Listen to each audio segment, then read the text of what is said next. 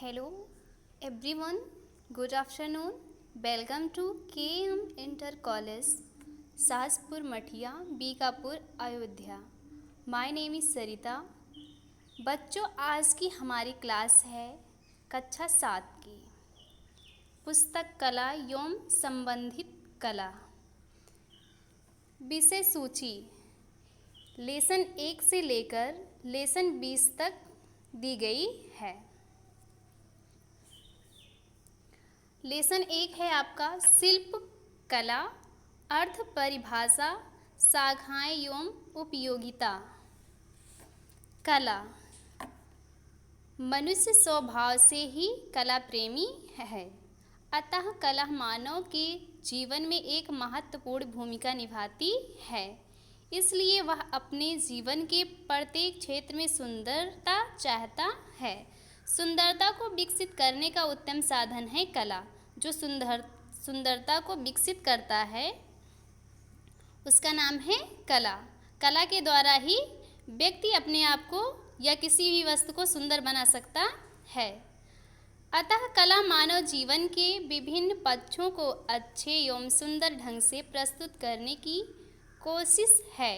सभ्यता के विकास के साथ साथ मनुष्य ने अनेक कलाओं का भी विकास किया है, जैसे कागज़ बनाना, कुटीर उद्योग आदि. मनुष्य द्वारा विकसित की गई कलाओं ने उसको सुंदर बनाया तथा साथ ही उसे जीवन में अनेक सुविधाएं भी प्रदान की. कला की परिभाषा एवं प्रकार. कला की परिभाषा क्या है एवं कितने प्रकार की होती है? कौन सी कला? शिल्प कला. कितने प्रकार की होती है? कला की परिभाषा हम देखते हैं. एक विद्वान ने कला को परिभाषित करते हुए लिखा है कि कला ऐसी वस्तु के सृजन का मानव जाति का प्रयास है जो किसी न किसी रूप में सुंदर दिखलाई दे. अतः स्पष्ट है कि कला का संबंध सुंदरता तथा रचना से है.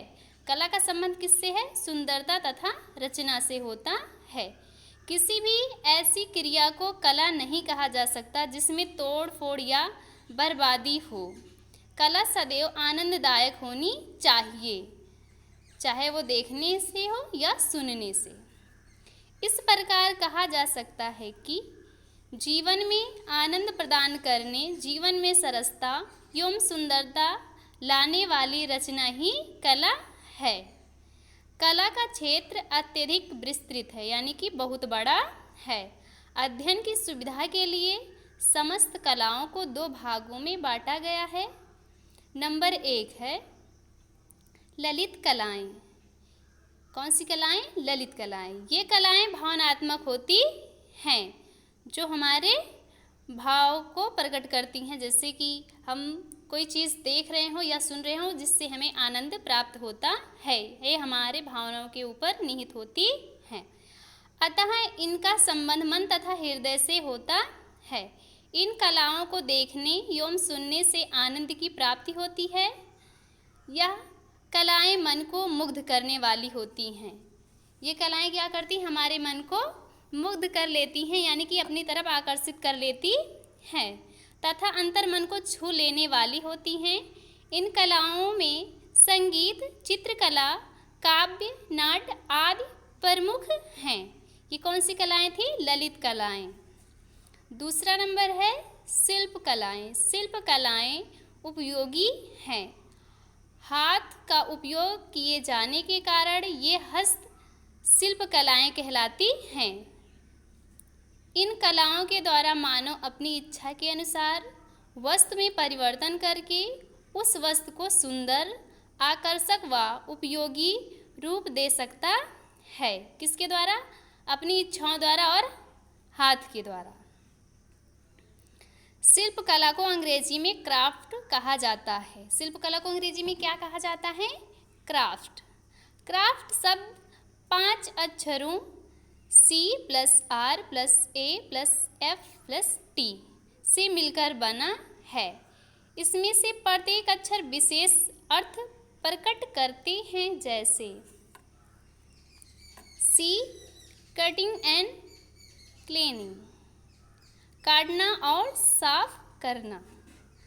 आर का है अर्थ रैंक एंड रिगार्ड, क्रम अनुसार तथा फटा पुराना। ए का अर्थ है art and article, art and article, कला तथा विषय सामग्री। यफ है फिनिश एंड फिनिशिंग, पूरा करना तथा सजाना। और लास्ट का बचा है टी। टी का मतलब होता है टाइट एंड टाइम, कसना और बांधना। इसका पूरा मतलब हो गया क्राफ्ट, यानी कि काटना और साफ करना। रैंक एंड रिगार्ड, क्रमानुसार तथा फटा पुराना। आर्ट एंड आर्टिकल, कला तथा विशेष सामग्री। फिनिश एंड फिनिशिंग, पूरा करना तथा सजाना। टाइट एंड टाइम, कसना और बांधना। यदि इन सभी अक्षरों के अर्थ को आपस में एक निश्चित क्रम में सजा दिए जाएं तो परिभाषा इस प्रकार होगी। देखते हैं किस प्रकार होगी इसकी परिभाषाएं। जब हम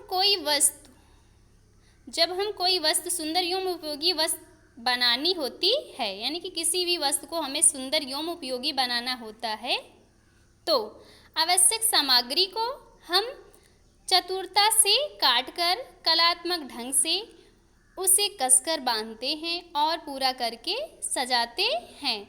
साथ ही साथ उसमें सुंदरता, सजीवता एवं उपयोगिता का समावेश भी करते हैं। इसी क्रिया को शिल्पकला कहते हैं।